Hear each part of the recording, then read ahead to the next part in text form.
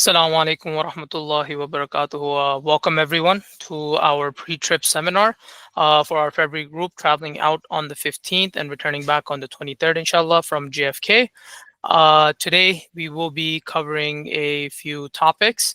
We're going to do a quick introduction to our group leader. We will be going over the entire schedule for the trip. We will briefly talk over Nuzuk as well too, and then we will end it off with the advice for the trip.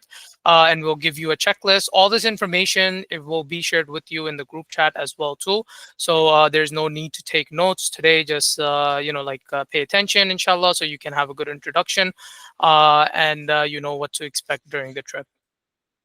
So without any delay, I would like to invite Mufti Gharib Rahman, who is our religious scholar on this trip, to introduce himself, inshallah, and then we'll take the seminar from there. Assalamu alaikum wa rahmatullahi wa barakatuh. My name is Imam Gharib Rahman. I have served in Manassas, Virginia as an Imam for 8 years. And now, alhamdulillah, beside I'm the senior instructor of MID. MID means Maryland Institute of Development. And at the same time, I'm leading the Umrah groups for Ainul Haramain. Thank you to Ainul Haramain. They have provided me this opportunity to provide my services to the pilgrims, to those who are Duyuf al-Rahman. So when you are coming here, inshallah, you will find me at the airport. Inshallah, I'm going to receive you, and you are Duyuf al-Rahman. So basically, when you are coming for Umrah, so you are invited by Allah subhanahu wa ta'ala. And Rasulullah sallallahu alayhi wa sallam said, this is a minor Hajj. So, and whatever, sins are committed between the two Umrahs, Allah subhanahu wa ta'ala expiates those sins on performing Umrah. So before that, you have to be prepared for that, and that is to ask Allah subhanahu wa ta'ala to give you opportunity to visit all the historical places, historical sites here, inshallah, and would love to see you at the airport. It's just introduction to see my face here, and when you find me at the airport, so you don't miss me. Assalamu alaikum wa rahmatullahi wa barakatuh. Jazakallah khair, Mufti Gharib Rahman. He will be our religious scholar for this journey, and alongside with him will also be Brother Samiuddin. He will be the one meeting with you at JFK Airport and traveling with you to Medina, inshallah, and be with you throughout the entire journey as well too, inshallah. So now we're going to be going over the daily schedule. And before we even get started, just another reminder, this meeting is recorded. So if anyone that has joined in late, please remember that this is recorded. We will share a link with you shortly after the meeting, either by tonight or by tomorrow morning, inshallah. So we're going to continue with the daily schedule. On February 15th, you have your flight. There will be a meet and greet at JFK Airport, and Brother Samiuddin will be over there. We are meeting at Terminal 1, Counter B, which is the Saudi airline check-in counter. You can collect your luggage tags from Brother Samiuddin as soon as you arrive to the airport. We do like to make sure all the luggages are tagged so nothing is getting misplaced, especially because there is a lot of movement involved and there's a lot of luggage collection and then redistribution. So we want to make sure if anything gets misplaced, it's easy for us to find it. As soon as your luggages and your hand carries are tagged, you can proceed to check in for the flight. And then once you're done, come see Brother Samiuddin again, collect your Ainul Haramain bags, say your final goodbyes to any family members or friends that came to drop you off, and then you can go through security. Boarding does start approximately 10 a.m. And the flight is at 11 a.m. SV22 from JFK to Riyadh. You will be catching all your prayers from Zohar all the way till next morning Fajr in the flight. Please just be considerate to others on the flight as well too. There are approximately 250 plus passengers, and there's limited space for 6 to 8 people to actually pray at one time. So finish your prayers and give the next people the space to pray. Do any of the zikr or any of the Quran reading you want to do on your seat. And just a reminder, your prayers are shortened during traveling. So your Zohar will go from 4 to 2 rakats. Your Asr will go from 4 to 2 rakats. Maghrib is still 3, and Isha will go from 4 to 2 rakats as well too. And then Fajr is already 2. So just a reminder on that. We are traveling, so you do qualify for the traveling prayer. You will be arriving in Riyadh Airport at the international terminal. So once you arrive, you will go ahead and proceed to immigration. You clear immigration, and then you will make your way to the domestic flight. You do not collect your luggage to drop it off again. Your luggages will be collected at the final destination at Medina Airport. So go relax, take it easy, inshallah, and go and make it for your domestic flight. The boarding does start approximately 12:15, and the flight is at 12:55 from Riyadh to Medina. You will arrive in Medina Airport, inshallah, at 2:35 p.m. And we're expecting, usually takes about an hour to depart from the airport. Approximately, if you get early, then we will depart early as well too. We will take you to the hotel. You will complete your check-in, and then you can go for your prayers, take a little bit of rest. We do have a walking tour for Masjid Nawawi on day 1. So please conserve some energy for this tour so you can go and you can learn about the things around Masjid Nawawi. And this also covers the things like, where do you go? Where do the women enter in for the prayers? Where do the men enter in for the prayers? Where do you go in for the Roda? So all these things, they will be covered during the tours along with some sites around Masjid Nawawi. On February 17th is a light day. It's mostly just resting. And in the evening hours, you will have a lecture by Mufti Gharib Rahman on the historical location. So before you even visit any of the historical locations, you will start to learn about those locations a night before. And then the next morning after Fajr, go ahead and enjoy your breakfast. And then you have about an hour to do your breakfast approximately. And 7:15 is our historical tours. Some of the locations that will be visited during this tour will be Masjid Quba, Qiblatain, Sabah Masajid, and the mountain of Ohad. You will be returning back to the hotel before Zohar prayer. And then you have rest of the day. Maybe you can rest a little bit after Zohar. And then after Isha again, in the nighttime, you will have a lecture on Umrah by Mufti Gharib Rahman. So you can learn about Umrah, ask your questions, whatever it may be. So this way you are prepared the following day when you actually depart for Makkah. So after sorry, on the 20th, you have your historical tour. Sorry, I think a slide is actually cut over here. On the 19th, I will fix that when we share these slides with everyone. On the 19th, you are actually moving to, sorry, it's over here. So at 8 a.m., you leave your luggages outside the room. We do depart before Zohar prayer to avoid delays because the traveling time does increase if you leave after Zohar. So at 12:45 a.m., you will meet in the lobby. Please have your ihram on. For the women, it's their regular clothes. For the men, it's the 2 pieces of white cloth. And make sure to do your final room checks as well too.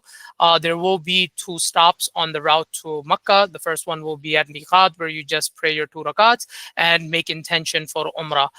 Your second stop will be at Sasko. They have clean bathrooms over there. You have some food options, so you can eat a little bit of food over there and do your prayers. And then inshallah, you will be arriving in Makkah. First thing we do is make sure everyone is checked into the hotel.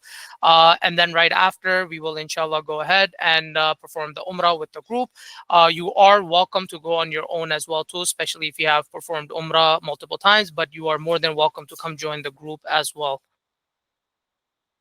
Moving ahead, the following day, since this is a short schedule for this particular group, we're not able to give a rest day between your Umrah and the following day. So you will be able to catch your breakfast and get some rest before Zohar prayer on the 20th, the following day.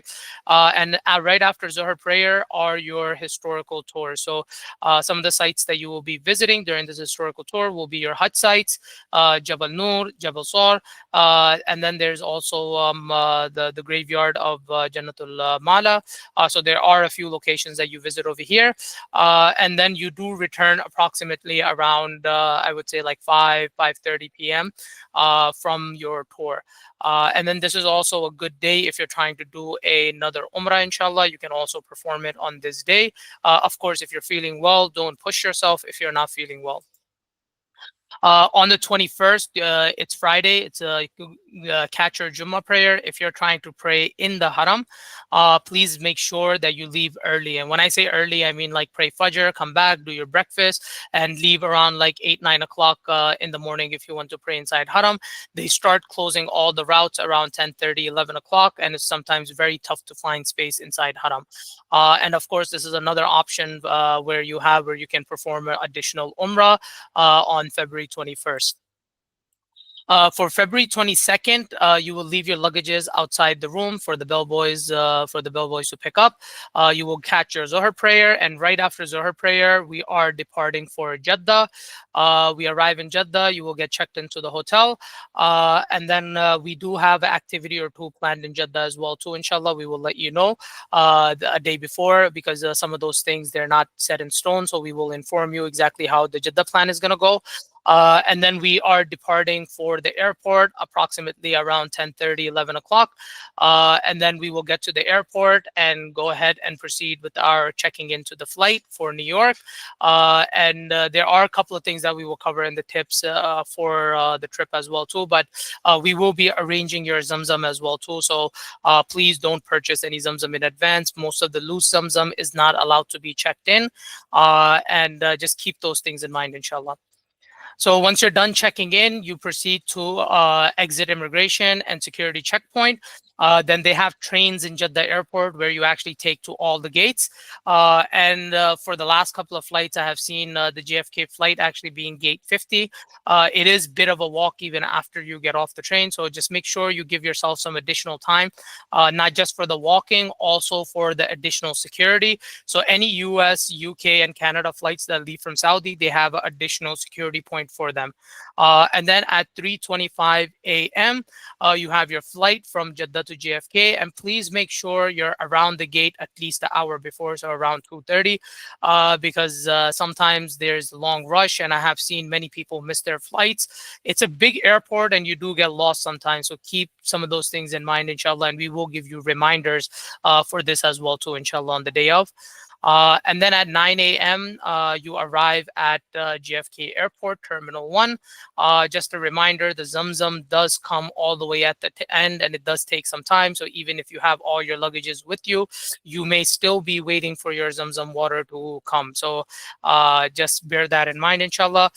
For the pickup, I do advise everyone, anybody that is coming to pick you up from JFK Airport, advise them around 10:30 a.m.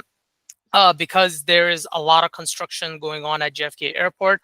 And if you need to leave the terminal, it can take anywhere from 15 minutes to about 40 minutes to just get back to Terminal 1. And this is very important point because not just because of the construction, they have some of the exits close to where you can just turn around and come back. So you may have to take a longer route in order to come back to Terminal 1. Same thing I would suggest for the day of the departure as well too. So when you meet on the 15th of February, please bear this in mind that there is a lot of construction going on and you want to get there on time, inshallah. So please give yourself enough time to arrive anywhere around 7 a.m. to 7:30 a.m. inshallah. And also, if you, when immigration asks you and customs ask you for claiming anything, make sure to claim your Zamzam water and dates if you have any. So let them know that you have those two things. Moving on to our next section on Nuzuk. So there are some technology needs for this trip. So you do need a smart device, which is basically a smartphone. You will need a data connection as well too. For individual, like you do need an individual device for each person. So if you're a family of two, so the males and the females, they do go on separate times for the Roda. But you do want to make sure you have enough devices with you so you can log into those particular accounts. And for logging into those particular accounts, you will need the OTP from your email as well to the one-time password for Nuzuk. So keep those things in mind. Make sure you have access to your email and you have enough devices for your family to actually go visit the Roda. No one is checking the permits during Umrah, so there is no need to have a device for every person at that time.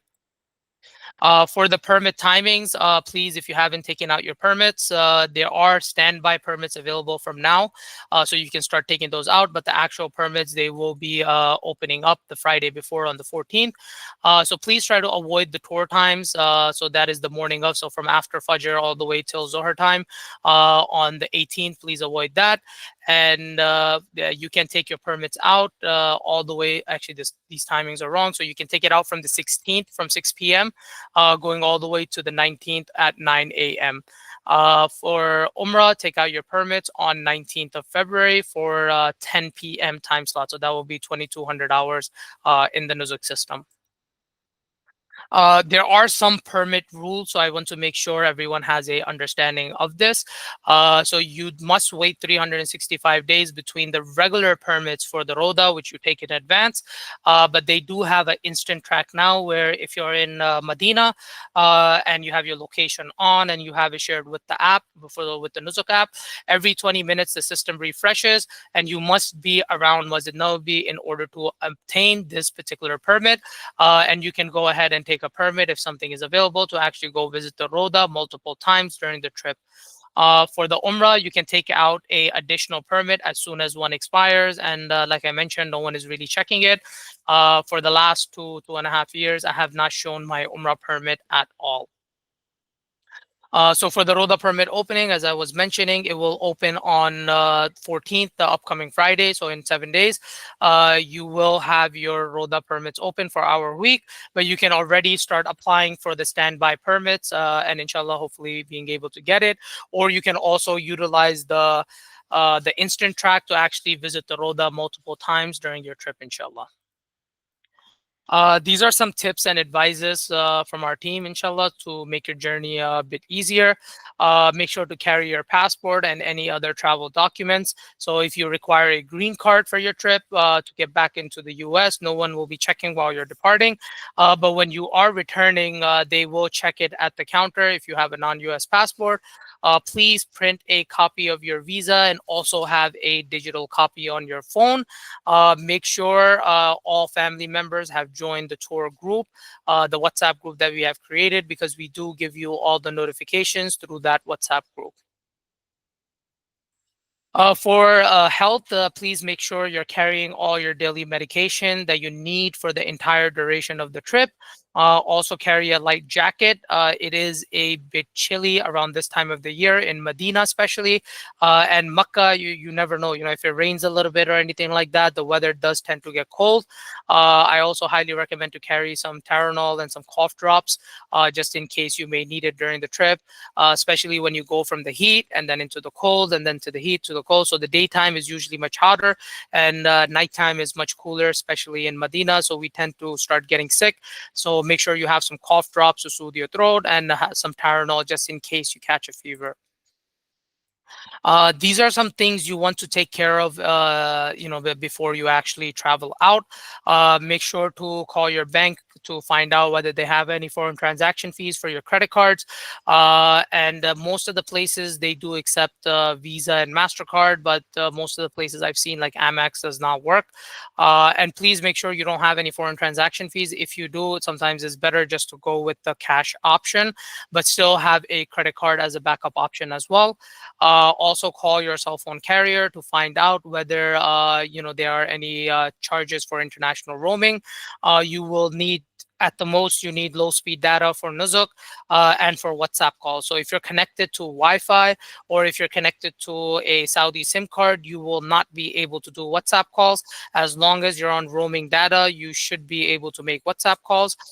This is something that everyone gets confused with when they arrive in Saudi. They're connected to the hotel Wi-Fi and they're not able to make calls. So the calls will not connect. They are banned in Saudi. You're not able to make WhatsApp calls. Again, I'm repeating this. If you're trying to do WhatsApp calls, make sure you have international roaming from the US on your phone so you can make those WhatsApp calls. If you plan to get a local Saudi SIM card, just make sure you have an unlocked phone with you. This also happens a lot of the times where you may be carrying your phone with you from the US, but that phone is actually locked and no other SIM card will work on it. So make sure that your phone is unlocked. And I know a lot of people these days, they have phones that can only take eSIMs. Not all locations are able to give you a eSIM in Saudi, so be prepared for that as well too. And for your money exchange rates, if you want to get the best possible rates, carry new $100 bills without any markings on it, because most of the money exchange places, they will not exchange the money unless it's a clean bill and it's a new $100 bill. They give you, they either they won't exchange it or they will give you a much lower rate, and you do get far better rates in Saudi than you will get in the US if you get it from your bank. You will be losing approximately 15 to 20 reals on every $100. So the best place to actually exchange will be in Saudi, and just carry new bills that don't have any rips on it or any markings on it or any writings on it. So if you are keeping cash with you, check into those things, so it's much easier. All right, and let's move ahead. So this is our baggage policy for Saudi Airline. So you are allowed to check in 2 pieces of luggages up to 50 pounds or 23 kg. In hand, you can carry up to 15 pounds or 7 kg hand carry, and you can have a personal item as well too, like a book bag. For your return flight, in addition to this, you are also allowed to check in a Zamzam. So in addition to the 2 pieces of check-in luggage, you also check in a Zamzam as well too. And like I mentioned earlier, you are only allowed the pre-packaged Zamzam available at the airport. So they have this special pre-packaged Zamzam where they have a seal on it and everything. So just in case if the bottle leaks or anything like that, other people's luggages are not getting messed up. So just keep that in mind. You're not able to just take a Zamzam bottle to the airport and check that in. So you do need to have that pre-packaged bottle of Zamzam.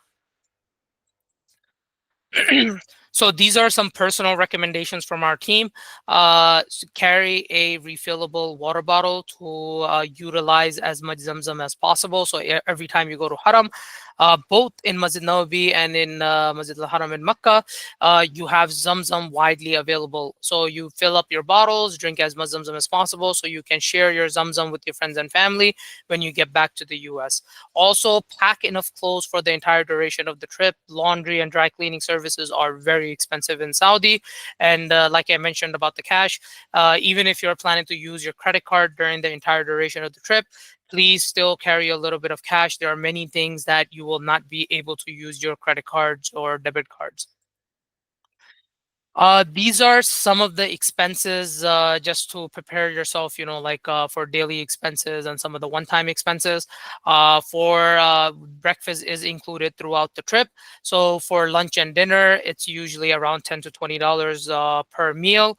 Most people, they are not doing lunch. They end up doing a heavy breakfast and then they end up doing dinner. So consider those expenses according to yourselves, because everyone has a different appetite. If you're planning to go visit Masjid Quba while in Medina every day, a round trip will cost you anywhere from $15 to $30 USD. Taxi to Masjid Aisha for any additional umrahs are also approximately the same thing, depending on the time of the day and how much you bargain. Is going to be around the $15 to $30 round trip. And this is one of the reasons why you want to make a couple of friends in the group too, especially if you're planning to do this on a daily basis. This expense is for the entire taxi, so about 3-4 people can go sit in the taxi, and you can share those expenses as well too. And these are some of the expected one-time expenses. So for your ihram, you're looking at anywhere from $15 to $30. This is from decent to very high quality ihram. Do not purchase your ihram from the US. It is much cheaper in Medina, and you will be able to get a much better quality if you're looking to spend the same amount of money as you would spend over here on Amazon or any of the physical stores. For the dates, they can go from $7 all the way to $50, depending on how high of a quality you want to buy. This is completely up to you, but this is just a budget to keep in mind. So just in case, you're planning to bring a high quantity, just make sure you have, enough budget for that. So $7 to $50 per kg, depending on exactly what you're looking for. For the gifts is also, your gifts can go from like small souvenir items going all the way to $100 colognes for friends and family. So keep your budget accordingly, inshallah, and you can carry the cash accordingly with that. Thank you everyone for attending today. Unfortunately, we will not be having a Q&A session. There's hot sales that are going on right now, and we do need to jump into a couple of different seminars. I will try my best to host another Q&A session so we can answer your questions. If you would like to reach out for any religious questions, you can always reach out to Mufti Kharib Rahman during the journey. And Brother Samiuddin will be at the airport to greet you. And inshallah, when you arrive in Medina, I will be there before this group arrives. I'm leaving with the group that's leaving on the 13th. So I will see everyone in Medina as well too. Jazakallah khair everyone for joining us today. And inshallah, we are looking forward to taking care of you. Again, if anyone has any questions or need to reach out for any issues, please reach out to our office on 718-505-0705. Jazakallah khair for joining. Assalamu alaikum wa rahmatullahi wa barakatuh.